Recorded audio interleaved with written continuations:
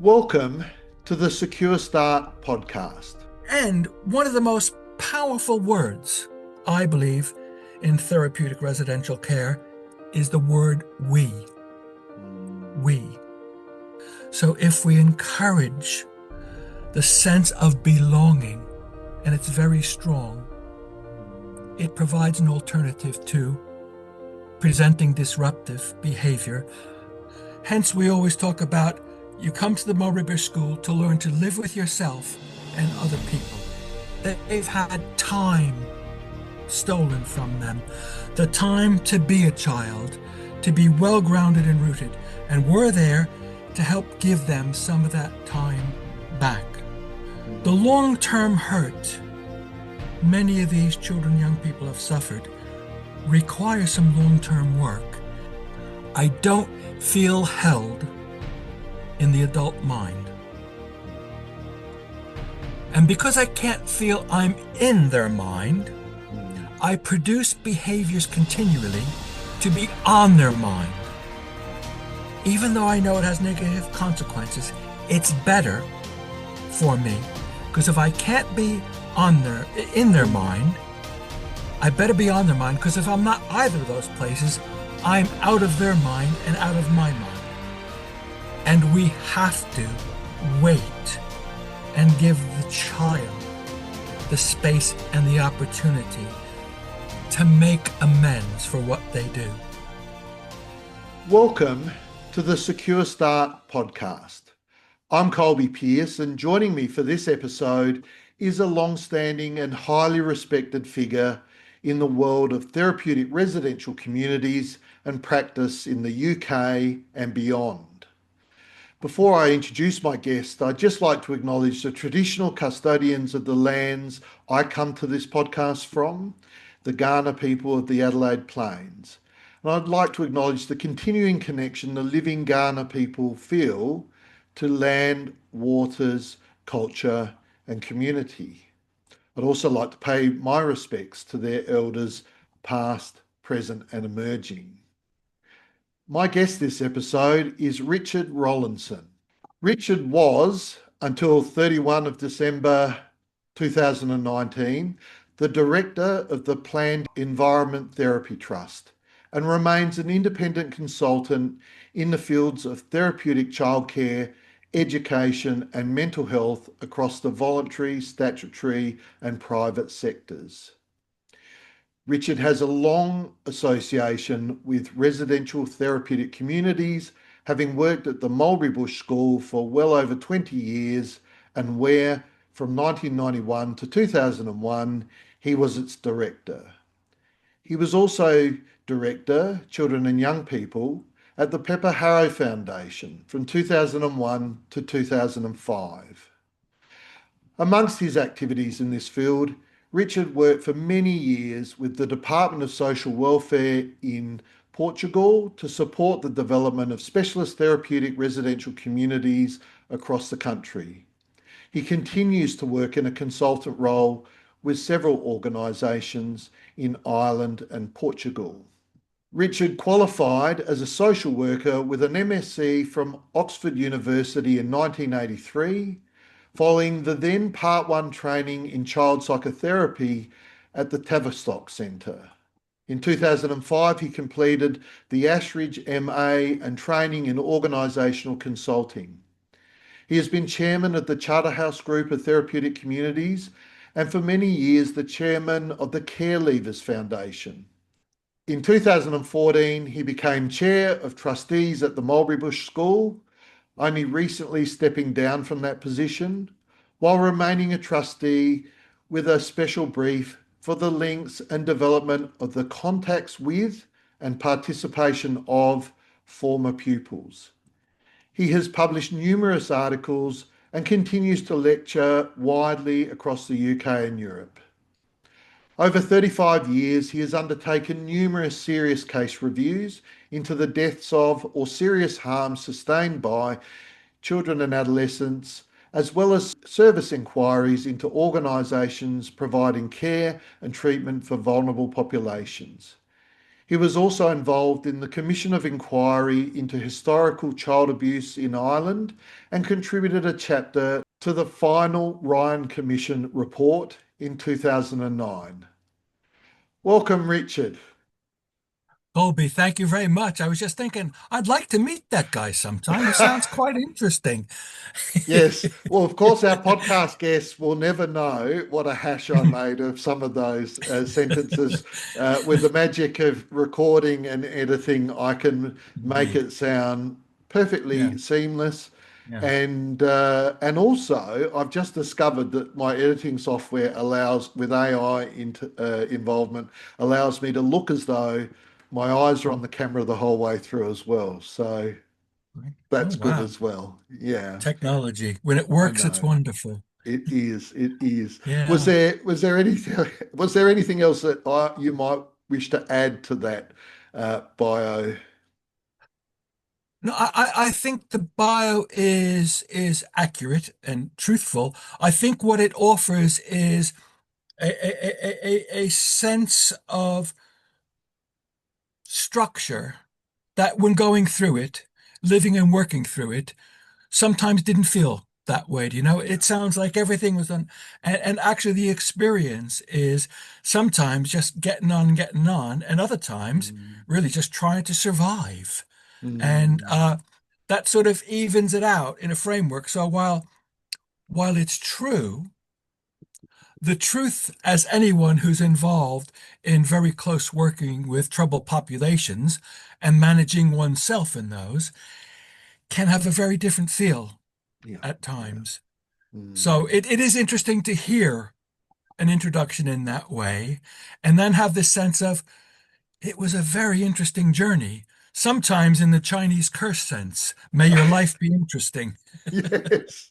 I look, as you were saying that, I was also thinking to myself that about, over a long career, we become um, immersed in what we're doing Mm, in the here and now, and we're not necessarily spending a lot of time thinking about what's gone before or what may mm, come mm, in the future. So my career hasn't been as long as yours. I'm only in decade number four. We had a little catch up a few weeks ago before when we were talking about doing this podcast. mm. And am I right in thinking that it's been 52-year long history of association with the Cotswolds. Not Well, so, with the Mulberry Bush, with the yes. I Mulberry mean, the Bush, sorry. Yeah. Cotswold, yeah, the Mulberry Bush. We always had good links with the Yes. Cotswold community. And of course, you've spoken to John Whitwell Mm, already, someone who I greatly admire, and he was quite an important person to many of us in this mm, sector. His capacity to contain anxiety really percolated through the community and went beyond the mm, dispersal of Cotswold people to other places. And of course, the real link was Mrs. Docker Drysdale, the founder of mm, the Mulberry Bush, was also the consultant for a number of years to Cotswold community too. So mm. there are these links, but it's right. Yes, I arrived at the Mulberry Bush on the 8th of October, 1974. 51 years ago, Yeah, yeah.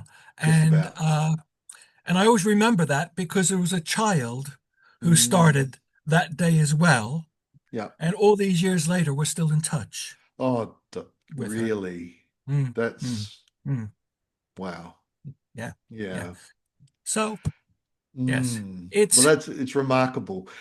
Tell us a little bit mm, about. I mean, I'm sure many people who listen to this podcast will know something of the Mulberry Bush School because it's had such a incredible history mm, mm, and long history, yeah. starting as it did by Mrs.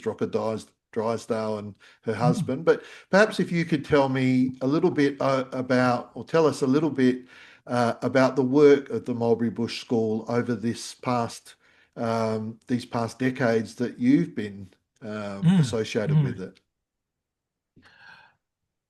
In many ways, its emergence was out of a social and international experience of disorder and disarray and danger and risk, Mm. namely World War II. Yeah. And at the start of World War II, very briefly, because it's a long and interesting story, Mm. Mrs. Dr. Drysdale, who was a housewife, opened up a nursery and Mm. playgroup for families in the locality in Oxfordshire because many of the husbands were away at the war already and were also working themselves for the Mm. war effort. And she did that. Then, with the evacuation of children and young people from urban centers because of the bombing, Mm. she found herself giving shelter to a good number of individuals. And what emerged was the people who were organizing the evacuation, and Donald Winnicott was a consultant to Mm. that process. That, though she didn't meet him then, they discovered that Mrs. D seemed to have a much greater ability to contain and maintain those children who found it impossible in many other places Mm. and had been moved on and moved on and moved on. And even when they went home, they weren't able to remain there. The dislocation was so great. And it really emerged from there. So Mm. that was during the war. But by 1948, she was left with 28 children, all of whom were not able to return home, either because there was no home to return to, or actually they just weren't felt to be and didn't feel to be a part of those Mm. home bases anymore. And so she found a place here in Oxfordshire where the Mulberry Bush School is now. And they moved sometime in May in 1948. We're not sure the exact date, Mhm. but everybody was on a bus, including her own children and 7 cats, and they came Mm. over to the site. So the Mulberry Bush, its foundation as a not even a charity, wasn't even a charity then, was from 1948, though the Mhm. story begins earlier than Mm. that. And the reason it's a school is twofold. One Mhm. of which is every child, wherever they are in the UK, has to be registered in a school. Mhm. And so it was a school, Mhm. even though it was a particular kind of school. And we'll get to that, I'm sure. Yep. But the other thing was instinctively and intuitively, Mrs. D knew that it would be of no help at all to children Mm. to become emotionally whole and wholesome, insightful, if they didn't have the educational experiences and capacities that Mm. many of their contemporaries would have. And so she was very committed to that, but also committed to the particular nature of the school they needed. Mhm. So that's a bit of the history of how we got there. Mm. Um, and right from the start, the educational experience was primarily emotionally led, Mhm. with a population of children who had been so damaged by the presence of some treatments and the absence of others Mm. that they hadn't been able to live with themselves or with other people. Hence, we always talk about you come to the Mulberry Bush School to learn to live with yourself and other people. Mm. Living to learn, learning to live. Mm. It's the words come easy, but it's not Mm. glib. It's No. a foundation to the reality of what children have needed and how they have to engage with themselves and being helped to do that and discover themselves as part of that process. So, Mm. uh, as you can see, I can go on You at can. that. Well, Oh, I no, was go going ahead. to, I was go, look, I'm a history buff outside of psychology, and I love hearing these stories about and have done a little bit of reading actually Mm, about the history of the Mulberry Bush School and the mm. work of I've never heard her referred to as Mrs. D before, but definitely as Mrs. Docker Drysdale. Yeah. Yes, yes, yes. Um, Rarely, I think I got corrected by referring to her as Barbara, gently corrected at one Sure, sure. stage. Yes, yes. Well, actually, it's interesting. Cotswold, she was always Mrs. Drysdale. Yeah. At the Mulberry Bush, she was Mrs. D. But Ah, she was always the same person. yes, yes. Yeah, So you arrived in yeah. 1974, 1974. and over that time, that span of involvement, which is 50 Mm, years, mm. um, how has it evolved as a school and as I mean, it's really a therapeutic community with a worldwide Yes, reach these right. days. Uh, a colleague of mine, and frankly, one of the influences for me and on me of my work is Mm, Adrian Ward. And it, he was a colleague when I was teaching at university hmm and for a brief interregnum in my time at the Mulberry Bush. And we were reflecting upon what is the particular enduring nature of the Mulberry Bush. And it mm, really matched something that Mrs. D and Winnicott were very keen on. hmm This notion of always becoming. mm, So the Mulberry Bush did not emerge, you know, who is it like? I'm trying to think of the god that sprang from Zeus's brow, all fully armored and things, but it didn't emerge fully formed.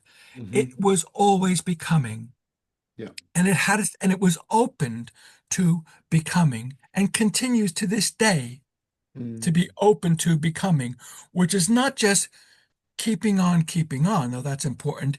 It is seeing opportunities for further growth hmm and development, Yeah. not simply in service to itself, but in service to a commitment to a task to help Mm, other people mm, who are troubled and at times troublesome mm, find a way through to a different way of being. And that's the real continuity. And so it built up over times. And, even during my tenure as director of the Mulberry Bush, people would talk sometimes in rather rarefied ways, ourselves included, uh, mm, about the therapeutic community and the therapeutic task. And hmm that was important.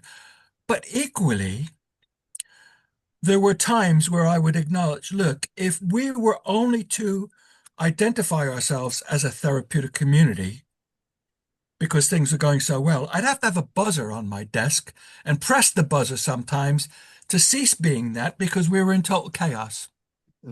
That mm, was part of the work. Part of mm, the work was supporting functioning and development and managing breakdown, hmm but in a way that made a difference. And so that's really the task. And we would sometimes begin to go a bit off course. And in a culture and in an environment where inquiry was at its heart, there was always, thankfully, someone to say, "Well, hang on, I'm a bit concerned. What is it that we are doing?" And mm, even the children sometimes would say to the grown-ups, "That's not fair. We don't do that." And we'd have to listen and we'd say, "Yeah, okay."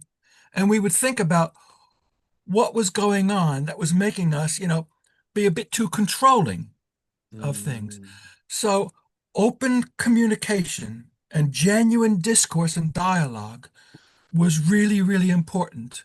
And it could easily be quashed and squashed, not consciously, but with this anxious belief that everything had to be orderly. mm, No, we don't welcome breakdown and disorder. The Mulberry Bush doesn't do that even now, but we accept it as part of the work that mm, will help us regain an equilibrium where we are all together mm. in our thinking and growing and learning, and not just the children. Mm. Yeah. I often say, people in my work, people talked about conflict as a bad thing, and many of the children I work with, Mm, they lose relationships where there's yeah. conflict, and Mm, conflict is such a has been such a negative experience for them. But um, I've always held the view that conflict is really important. Disagreement yes. is really Yeah. important in our And work. excuse me, sorry. You can No, see I no, get enthusiastic. as do I. It'll happen Yeah. both ways. But Yeah. Yeah. in that, how else will children learn Yeah. that Yeah. Yeah. relationships will Mm, persist after e- conflict? yes. Mm. Exactly. And and and things can be mended Yep. with Yep. the commitment of all. And we've had a number of former pupils come back, sometimes years after, and two themes, but really the same. One of Mm. which the communication is, I don't know how you ever put up with me. I was outrageous. I was this, that, and the other. And you say, well, actually, you really weren't as bad as you think you were. Yeah. You gave us a run for the money, that's fair enough. But there was always something about you that let us look after Mm. you and care for you. And you Mhm. made good use of it. And the other one is, and this is, quite a sad observation, a Mhm. number come back and say, I come back to you because you're the only ones who didn't give up on me. Yeah. Yeah. That is a sad observation. Hmm. Yeah. Hmm. Yeah. It reminds me of a young person who said to me once, Colby, do you know why I keep coming to see you? And I thought about it, and I said to them, well, that would be because I guess you have the experience that I really understand you, and I help you. Oh, no, she said. Yeah. I keep coming to see you because you're the only one who's stuck around. Mhm. Well, there is that. And really, that's Mm. such an important communication. Stuck around. Yeah, Absolutely. yeah. But not forcing ourselves on them, but them knowing they're available. I still only live less than a quarter of a mile away from the Mulberry Bush And in the that was my village. mistake. That was my mistake earlier. I for some reason, I got Cotswolds stuck in my head instead of, yeah, in Oxfordshire there near Mm, the Mulberry Bush School. Yes, that's what I was trying to yeah, say. You've been part of the community fabric as yeah. well as the community. Yeah, for 52 Indeed, years, yes, 50. Yeah. yes. Mind you, our son's take on his childhood and youth was he was being held prisoner in a rural gulag because he was always a Mm, city boy. But right. actually, he did acknowledge that his childhood was okay. So it's a lovely village, and if you like villages, and I Mm, grew up in New York City, so I'm quite happy having had my city time to be in a I rural environment. So how did Yeah. you find yourself there, having grown up in New Yeah. York City? And people will have noticed the Okay. accent that has persisted. Indeed. Well, you'll probably have to buy the first 14 volumes of my autobiography for the full story. But briefly, and this is relevant ultimately. Mm, Uh, I spent 4 years in a seminary studying to be a priest. hmm Uh, Thankfully, I was rescued by two Susans from a hmm life of celibacy, and hmm and I left the seminary, and I was rather wandering while being a perpetual student, hmm and I saw an advert for study abroad in the UK at City University of New York. I hmm thought, oh, well, I'll go. Yeah. Long story short, suddenly in the September 1970, I was over there in England, Yep. and I liked it so much, I asked if Mm, I could stay, and they said yes. And in fact, my girlfriend then, who's now my wife, she mm, had heard about the Mulberry Bush, and in 1974, I drove her down for a visit. hmm I was signed up as a PhD student, and we hmm visited it for a weekend, and it was fascinating. It was much more interesting than social and economic history. and we both Mm. ended up staying. 52 And years ago? and 54 years ago? say that again. 52 or 54 years ago? 74, Oh, 52. it's a Yeah, 51. 74. Yeah, 74. Yeah, 74, sorry. Yeah, yeah, yeah, yeah. 51. It was a long time. This Yes, is not the and maths podcast. and as they say, and the rest is history and hysteria. But Yeah, yeah, it yeah. was just so interesting. And Mm, I hope this isn't premature. I always puzzled over what attracted me so much to the Mulberry Bush mm, School the day I walked in to it. And it is a very lively environment. And it was very different from any other space I thought I'd encountered. mm, Only after it's really only been within the last 10 years, I realized what the connection was between being in a seminary and being mm. at the Mulberry Bush. And it's not a Yeah. religious or belief-based thing. It's the actual experience of living and working not just in a group, but as a group. Mm. That's the link. Yeah. And Yeah. while the religious vocation wasn't there, there was some kind of call I felt to be Mm, a part of a culture and an environment where really living to learn and learning to live as a group was mm, important. And as we know, learning can be sometimes painful, certainly for the children, but there are a number of cringe occasions in my own mhm, experience where I had to see myself as others saw me, and it wasn't mm, quite the image I like to have of myself. mm, And I had to, oh, yeah, did I do that? Did I say that? Oh, God. So it is really about learning and being mm. open to it. Yeah.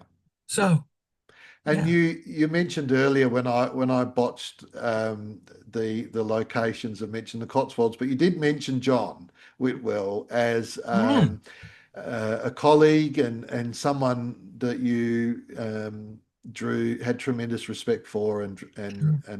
Yes. drew inspiration from. And um, Yes. were there other along the way? Have there been? You also mentioned another fellow um, who from your Adrian Ward. lecturing day, Adrian Ward. Yeah. Mm. Have there been others as well? And Yes. And in fact, I mean, the Cotswold community is quite significant. And when I was mm, still green behind the ears, or whatever the phrase is, I visited the Cotswold for the first time when Richard Balbirnie, its founder, aye, aye, was there. yeah. And I was totally terrified and intimidated by the force of himself and his personality. And Mike Jinks Mm, was the deputy at the time. mhm, And he took me under his wing, so to speak, on that occasion. We kept in close touch, and he and several other people were quite instrumental in supporting my learning and understanding and my mm, leadership. He was mm, very key there. He passed away some years ago now, and I was really, really saddened by it because he was mm, such a fine person. John, who had succeeded mhm. as the leader of Yep. Cotswold Community, was there as well. So these were Mm, key people, but even I was very well looked after mhm, in my early times at the Mulberry Bush by some of the staff there.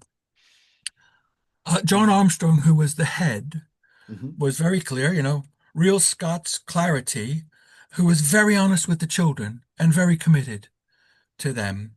And many of them still hold him in very high regard. mm, And but there was the deputy Roger, and there was this occasion, and I think it was about the first month that I was at the Mulberry Bush, and mm, breakfast was at 8:30, and the chief, and at 8:29 and 30 seconds, the group of children I was working with, I think one had a sock on, the mhm, others were, frankly, to use the clinical term, bare ass naked and bouncing around. mm, And Roger came through and he said, "Is this the way you're treating Richard?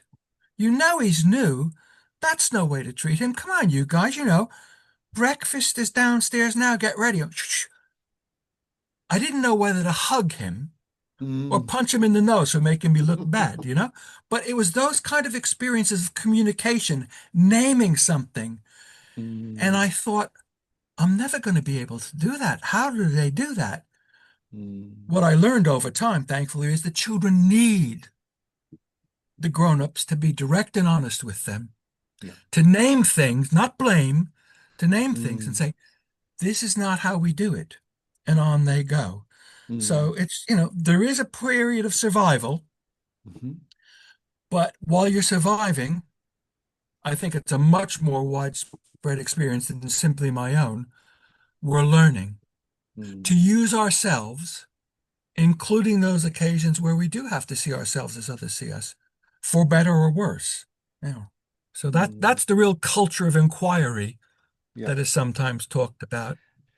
Yeah. Yeah. And one of the things that I've been quite interested in on this podcast has been the conversations that I've had with leaders talking about the importance of having mentors Yeah. during Yeah.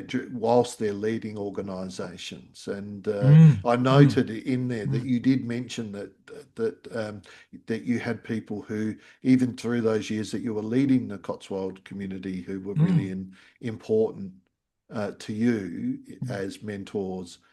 Um, Yes. Well, I was leading the Mulberry Bush, mm. linked to the Cotswold community. But look, yes, they were there, Did I say the and Cotswold community you again? did, yeah. But they were readily Yeah. available, Mm, and it felt collaborative. mm, But there were times where I could honestly have my L plates on, the learner mm, driver, the learner mm, leader, and it would be okay mm, because they were recognizing that, from their own experience, the experience one goes through. And, yeah, yes, I'm very grateful, which is why in more recent years, I've been very committed to supporting other people doing this work, mm. here in the UK, in Portugal, and in Ireland, because I felt so well supported Yeah. in doing the work, and continuing to do the work. And, Mm, what's that word? Bearing the unbearable. Because it can be, mm, as anyone in the work knows, it can be unbearable for us, mm, just as for the children, the young people, the adults, in any mm, environment that seeks to be therapeutic. You don't quash the feelings and squash them, you inquire. mm. But it's easier said than done And you a need lot of someone the to time. hold space for you. Just Yes, yeah, hold yes, space for you just yes. as we hold Well, space for the children.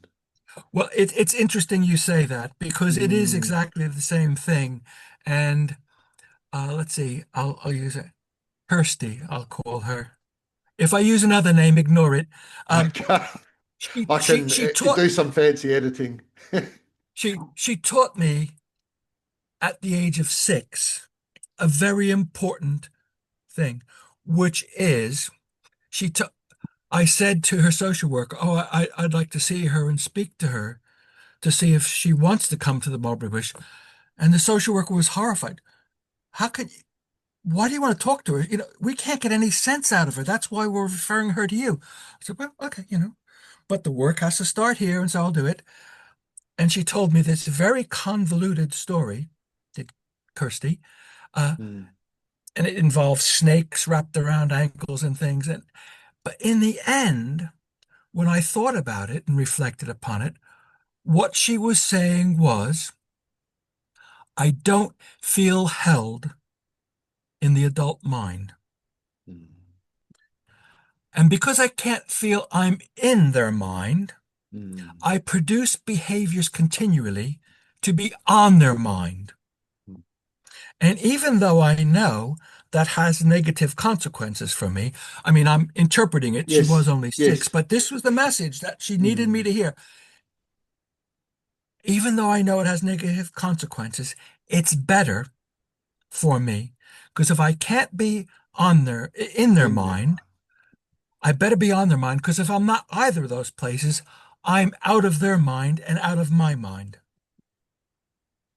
no mind, no minding. So it's Mm, quite interesting that we have uh, this role in the UK called childminders. mm, And it's just used as a term, and it's sometimes a very undervalued and always underpaid role, and yet child minding, mm, holding the child in mind, is the real important dimension of all the practical ways mm, we have to go about making sure that children are well fed, well cared for, well looked after, and all those things. mm. Minding the child. Yeah, yeah. Yeah.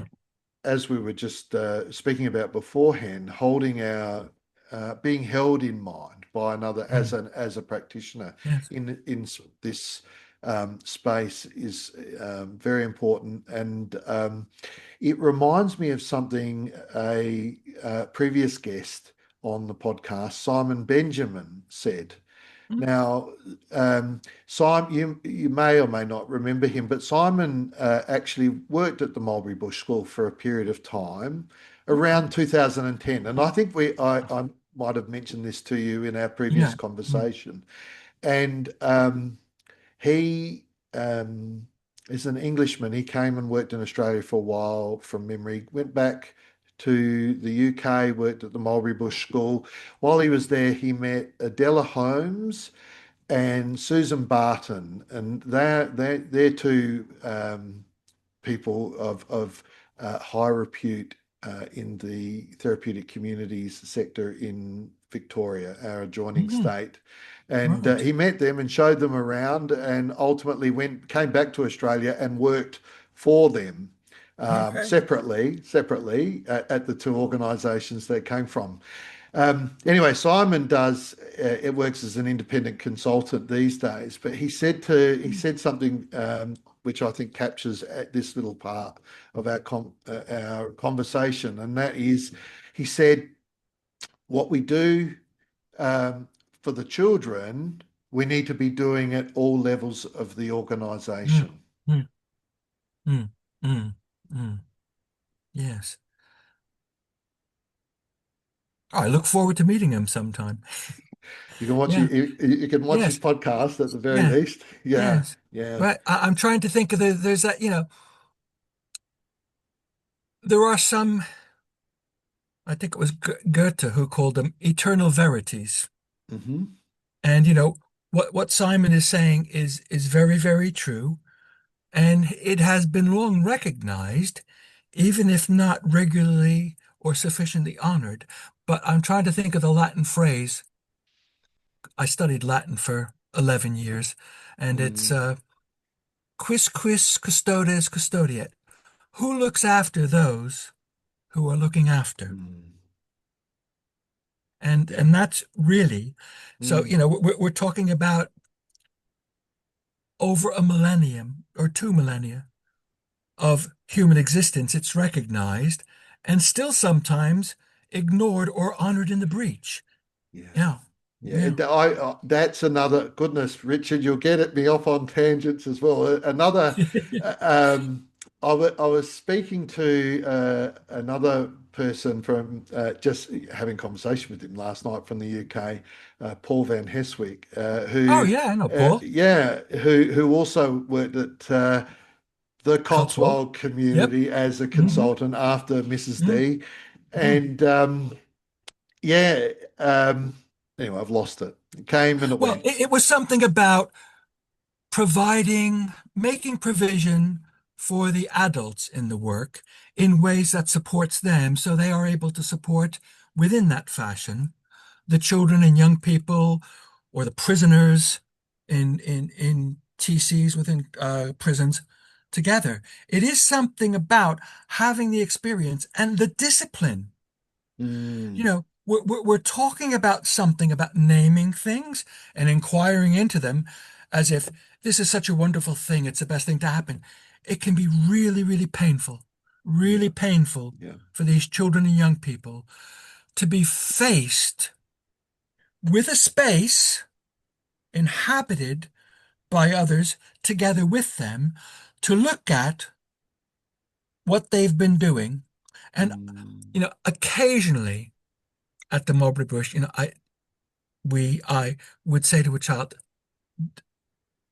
do you see what you did? Did you realize that Ricky's crying because you hit them? And they give you that look. The look. What's the look? The look is it encapsulates communication. What are you, why are you bothering me talking about this? Yeah, I hit him.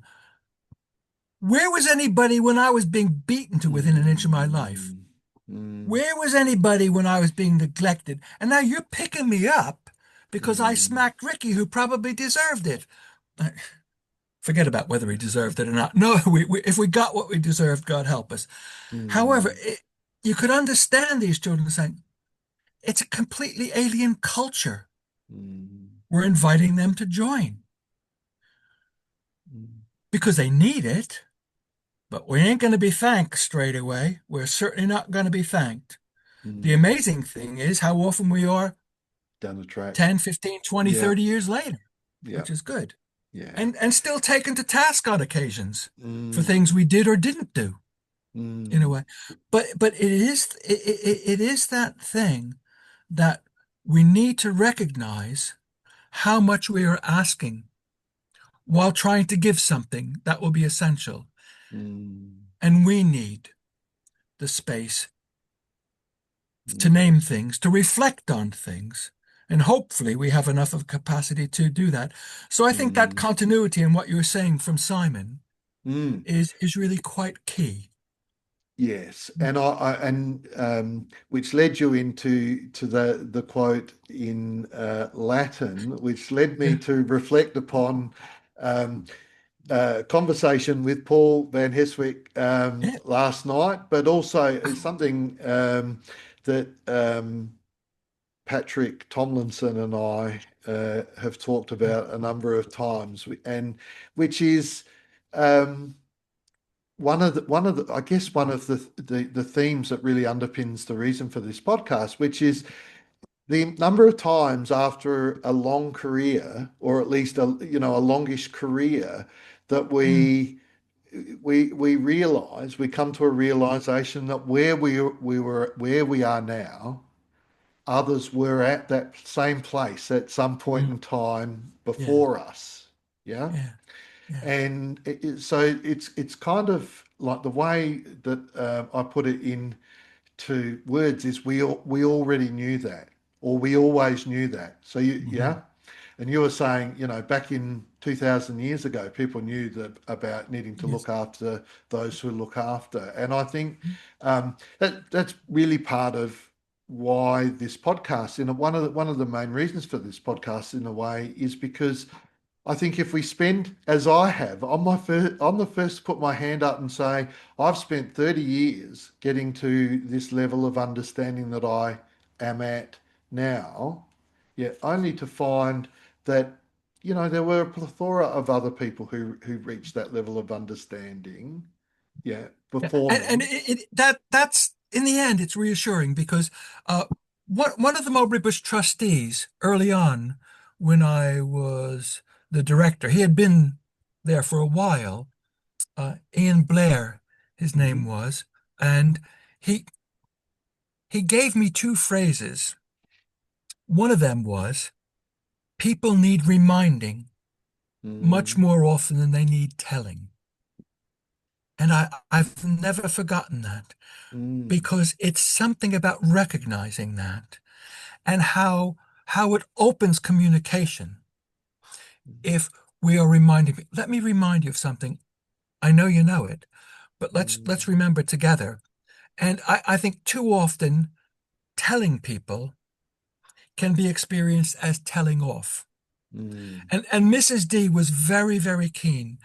We never had a culture where we would impose acts of restitution mhm, on children because she made very clear, she said too often restitution imposed by adults is really retribution by adults. mm, And we have to wait and give the child the space and the opportunity to make amends for what they do. And I remember, I'll call her Lulu again if I say a different name, but um, totally chaotic behavior, this, that, and the other thing. And it's like, look, and in the end, I said, okay, you know, time to go back to the house. And she said, you're not going to make me do anything. I said, well, no, no. I mean, the important thing was we interrupted what you were doing that couldn't happen. But, it's down to you to think about what you might want to do. And a couple of Mm. days later, she said, would anybody like a cup of tea? And, there's 4 or 5 people. Yeah, yeah, okay. She made this cup of tea. Meanwhile, my heart is in my throat because she was a Mm. slight thing and she's carrying this tray. But, you have to tolerate anxiety and uncertainty Yeah. sometimes. And she brought it out. And really, that was her way of Mm. making her own restitution for Mm. having undone some things. She now did something for others. And, it's a small everyday thing, but it's hugely significant. That's why living to learn, learning to live in and as a group Mm. offers these opportunities through the ordinary unfolding of a day, a week, a month. And remember, this population we're talking about, and I'm sure it will be the same in Australia with the profile, Mm.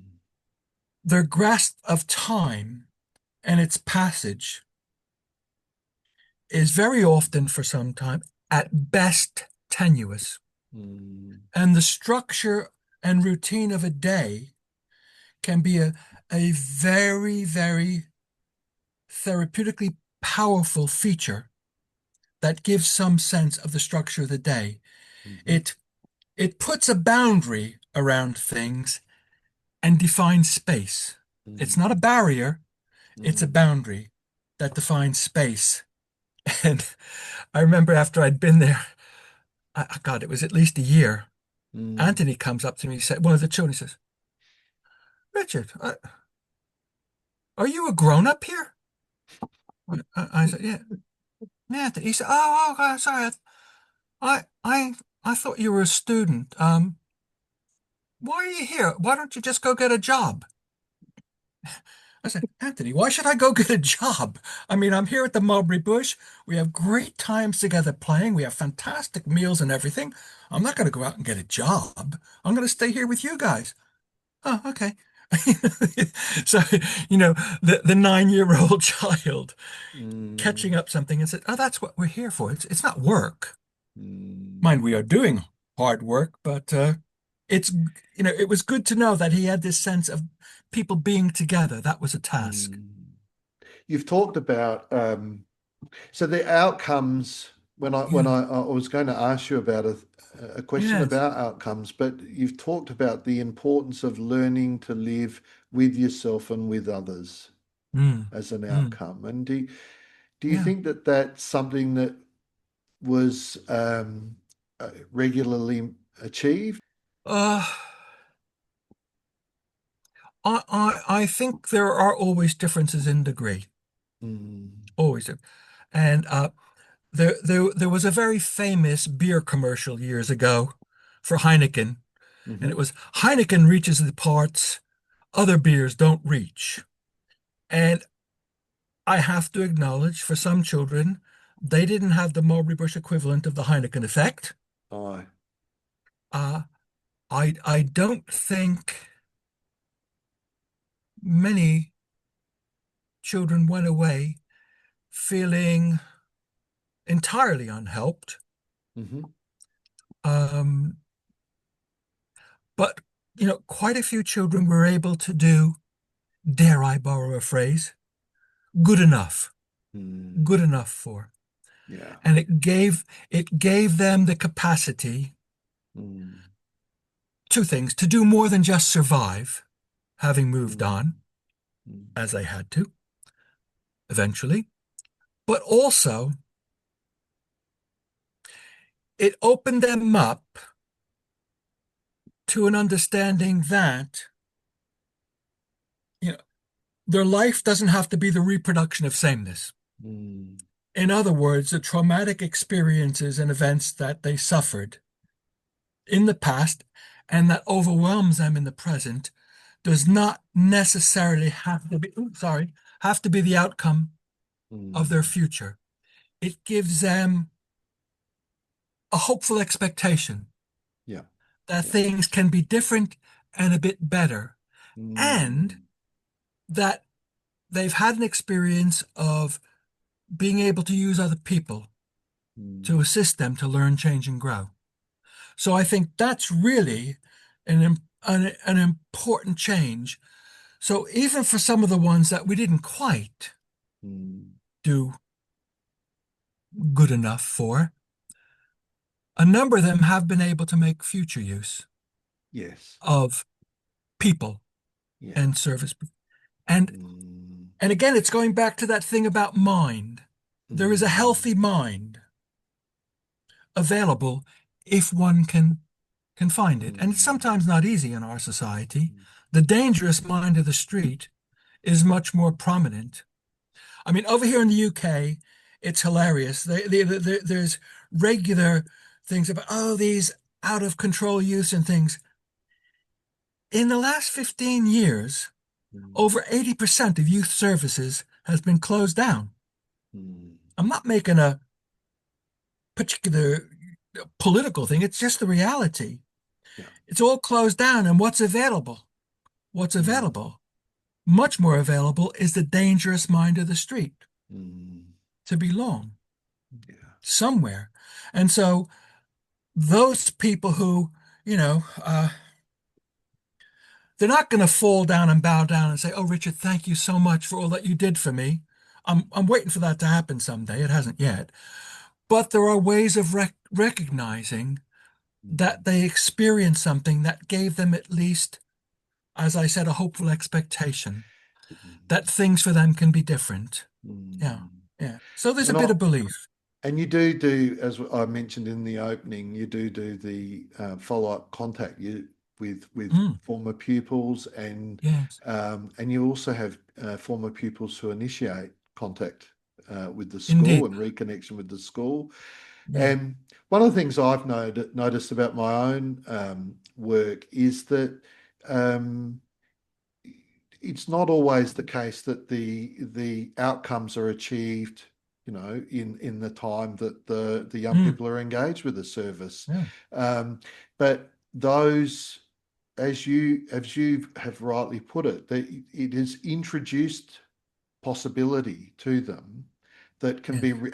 and that can be realized Yes. years Yeah. down the track. Mm, Yeah. mm, And I, mm, I think yeah. that's, do you think that given that not all children who have experienced relational trauma in the home can be in a therapeutic community like the Mulberry Bush Mm, School, and are in fact still trying to find their way in mainstream education yeah. settings, Yeah. and mainstream education settings are trying to respond to their needs as best they can. Do you think that there's anything particularly that was able to be delivered at the Mulberry Bush School that could be rolled out in mainstream education settings to support these Mm, children? yes. And not only just support these children, and I understand there's a Mm. particular population, but support all the children and young Yeah. people in school.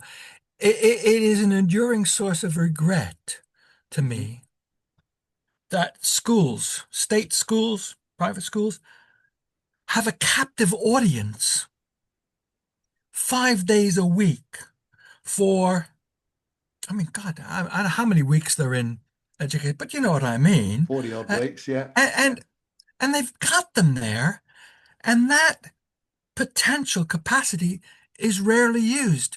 Too much Mm. is focused on the over concrete performance. And look, I'm a big fan of reading.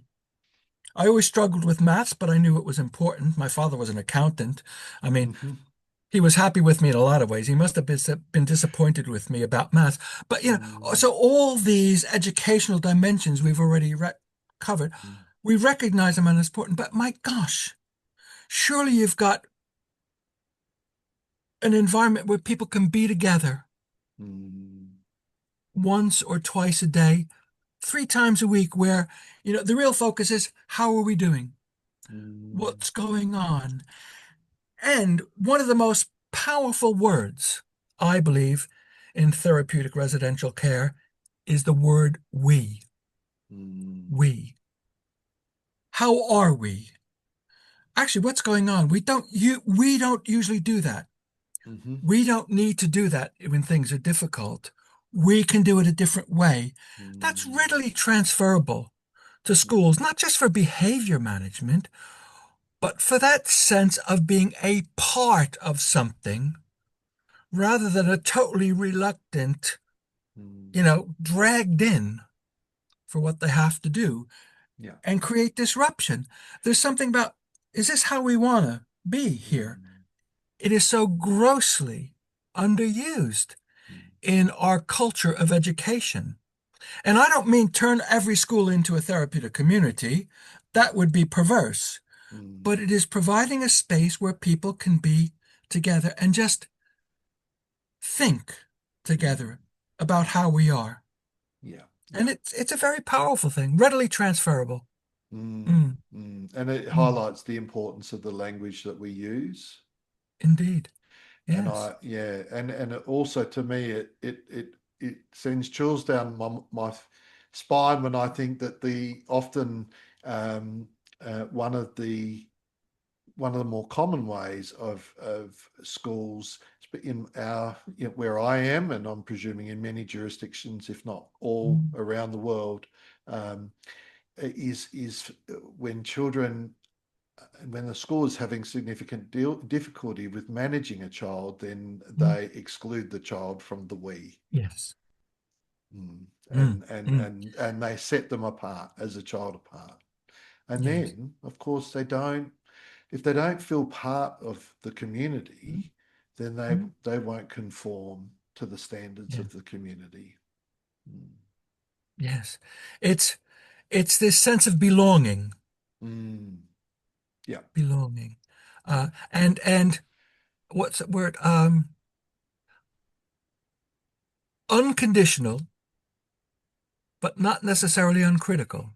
Mm. We will name things. We will, call some things out if we need to, but it is all in service to belonging, uh, Mm. which is, one of those interesting words of mine. My favorite book is the Oxford English Dictionary based on historical principles. And I have to Okay. have a real Very good. copy of it because it's Yeah. online now, but I have to have it. Mm. And the word be Hmm. is a very interesting one. A defective word is the first definition of the word be in it. And Mm. because it needs something else, it's incomplete. It needs something else to make sense. Hmm. Even to be or not to be, it is very explicitly present, the presence of Hamlet in that Hmm. thing, for me to be or not to be. And of course, longing, which is a yearning, usually Mm. after something something or someone that is unattainable.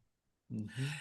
If not ameliorated, it will become, oh, I'm trying to think of the right word now. I'm having a senior moment, but Mm. it makes it worse and worse till you just become depressed and disconnected. Hmm. But if you put be, a Yeah. defective word, and longing together, you create something, you forge something, and it's about belonging, Hmm. being a part of something and some others rather than apart from. So, Mm. as we know in atomic theory, fusion, putting things together, creates a very powerful bond, Hmm. and fission breaks the bond and creates terrible things. So, if we encourage the sense of belonging, and it's very strong, Mm. it provides an alternative to presenting disruptive behavior that reproduces the same thing. You're out. Not for the first time in your life, probably, and probably not for the last time. It continually happens because there's never been enough space to hold Mhm. the presence and make someone feel they belong. And as you will know from attachment and attachment disorders, Mm.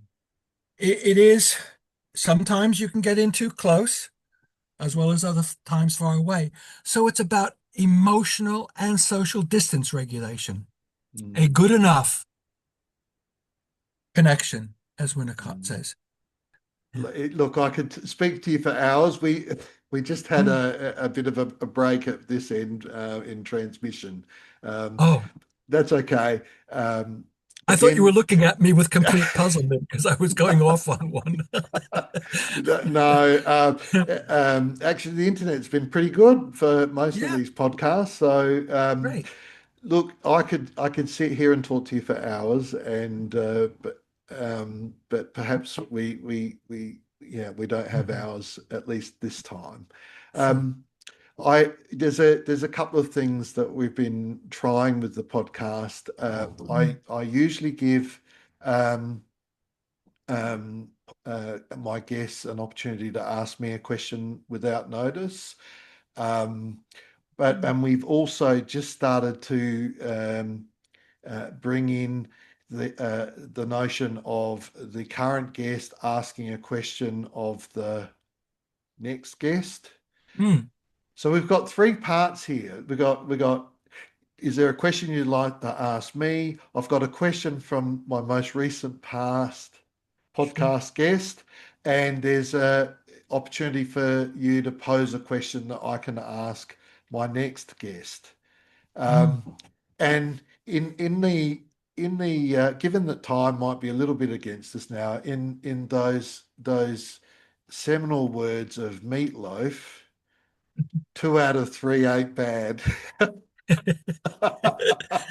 I wonder if we go with 2 out of 3 of those, because I'm wondering if we just perhaps, have you got a burning question you'd like to ask me, or shall we save that for another conversation? Well, look, let's save that for another. There's always things I can be curious about, but I think in the Uh, context, I'm happy to save it. It's not burning. Yeah. yeah, yeah. Yeah.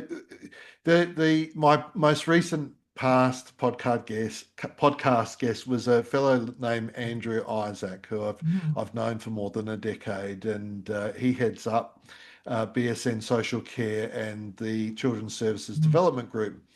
And his question was, is there a tipping point, or is there something that you notice in while working in a therapeutic school that um, that really gives some sense of um, the capacity to reintegrate into a mainstream Mm. school or back into family successfully, or are they going to be reliant on a kind of a congregate environment for their care and schooling going Oh, what forwards? kind of environment? A I missed that word.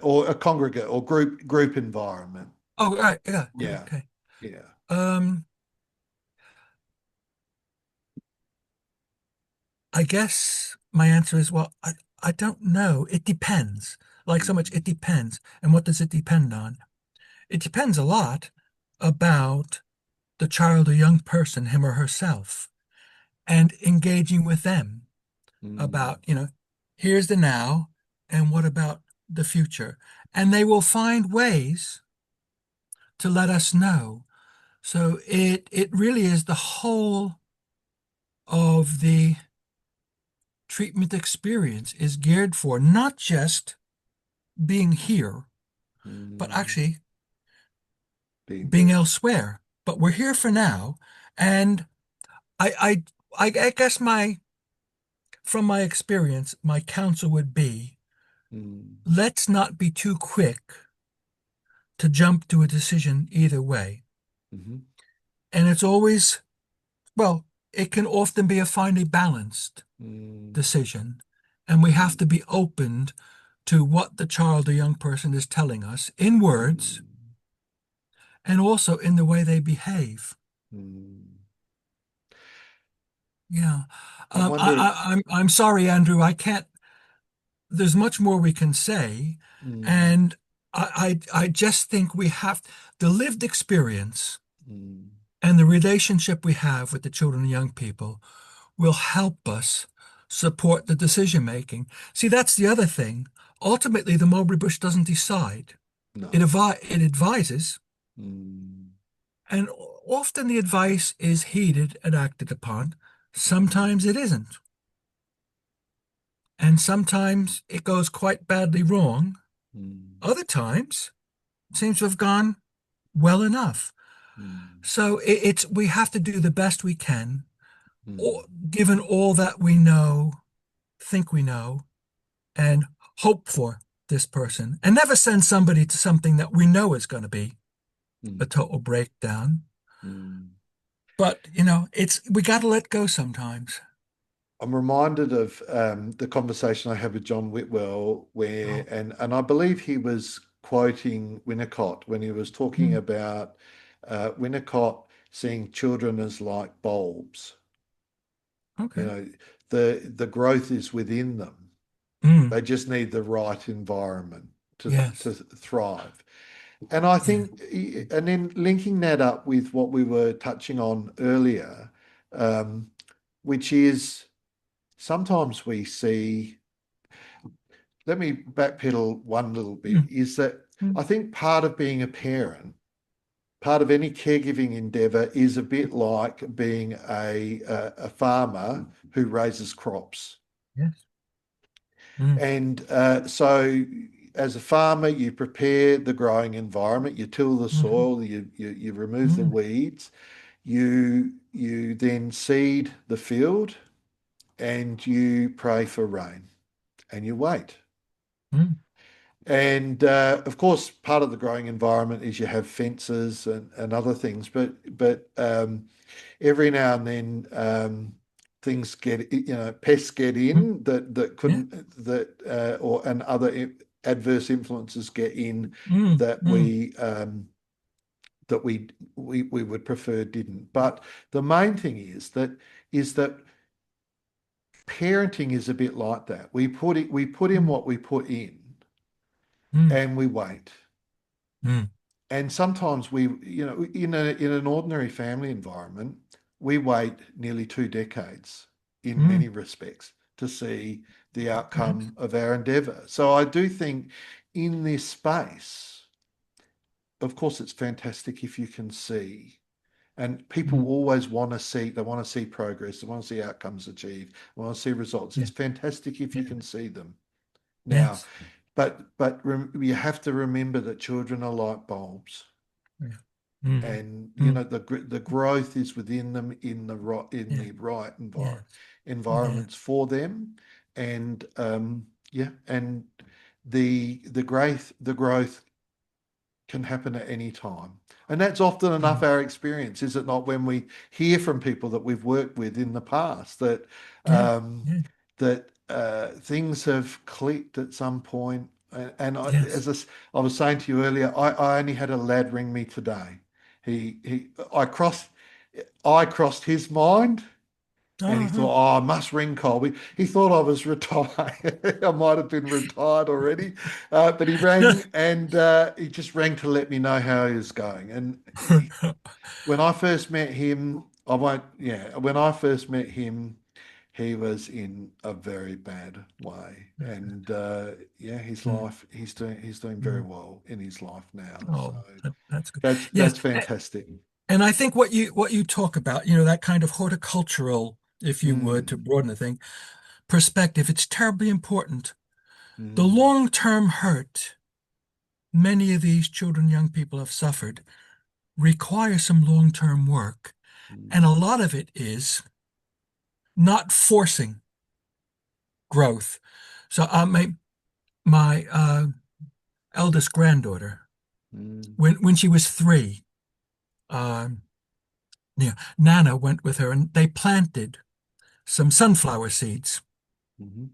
And for the whole of the rest of the weekend, she would go out squatting over the pot waiting for it to grow, a bit like Jack and the Beanstalk, and had to be explained to her it takes time and it will come up, and you have to nurture it in the way you were talking about, Colby.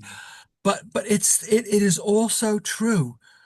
If you force growth, the sunflower will shoot up, but it won't have a well-grounded rooting system, and it'll be too thin because it was forced, and it will fall over. So we have to do just as you say and create that horticultural mind. And, I like music. I'm not very good at it. I've never played a musical instrument, but I learned a bit from others about it. And there's this phrase, tempo robo, in music, in a piece, in a conductor. And they're not there to tell the score, it's to interpret. And they do it. And sometimes, if they pace things up, what a good conductor recognizes is they've stolen some time, and the piece has to be given it back so that it is a full, complete, healthy, and helpful expression of the musical score. And it's the same with these children and young people.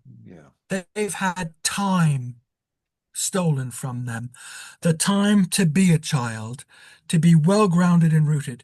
And we're there to help give them some of that time back. So we're conducting something as well. And again, to be good enough, it might not be the most beautiful sunflower in the world, but it's well grounded, and it has the potential to come out with that beautiful sunflower head. And this is what we have to wait some time for. We do. Yeah. We wait, but while we wait, we hold space for that. Yes. Yeah. Yes. I could say more, but I know we're absolutely. We'll have to do part 2 and part 3 at some point. I'd be very keen to have you back for another chat if you feel up to doing it. I'd be up for it. Yeah, you've been very kind and warm and listening to me. Well, you know what? I like talking to adults because I taught the children all day. There you go. I talk to their carers as well. So the podcast has been a fantastic experience for me too. Great. I have a wonderful quote from Václav Havel, who spoke about hope and the challenge and the opportunity of it. And I guess I'd be curious of her about in the current circumstances, globally, UK and Scotland based, where is she feeling hopeful? As general as that, in terms of the world of work that we're doing and the vulnerability and the potentials for young people. I think that's a great question. Yeah. Well, thank you for that, Richard. And thank you again for being on the podcast. And you mentioned me providing a relaxed space for you, and of course you've tolerated a couple of my own gaffes along the way, and I'll do my best with the editing. That's fine. I felt very, very, very positive throughout. Thank you. And thank you to you too. And good luck to you. And maybe it would be fantastic to speak another time. Good. And all the best to everyone. Cheers.